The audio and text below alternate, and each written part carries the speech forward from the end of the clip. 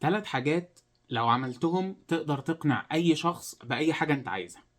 أول حاجة لازم تكون فاهم الموضوع اللي أنت بتتكلم عنه كويس قوي ودارسه وعارف كل تفاصيل، لأنك لو مش فاهمه ممكن تفصيلة صغيرة قوي تحسس اللي قدامك إنك جاهل أو مش متمكن في الموضوع ده قوي، فساعتها لا يمكن يصدقك أو يثق فيك.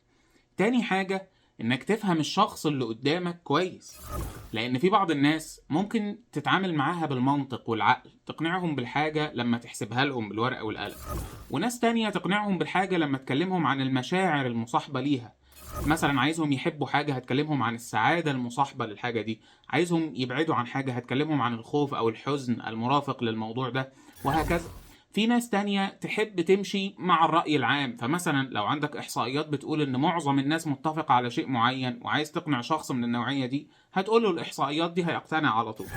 تالت حاجة إنك تكون عامل حساب الاعتراضات، لأن مفيش أي حاجة أنت هتقولها الناس هتوافق عليها 100%، لازم هيواجهك اعتراضات، وعشان ترد على الاعتراضات دي كويس لازم تكون عامل حسابك عليها من قبلها ومحضر لها، وعارف لو اتعرضت لها هترد عليها ازاي.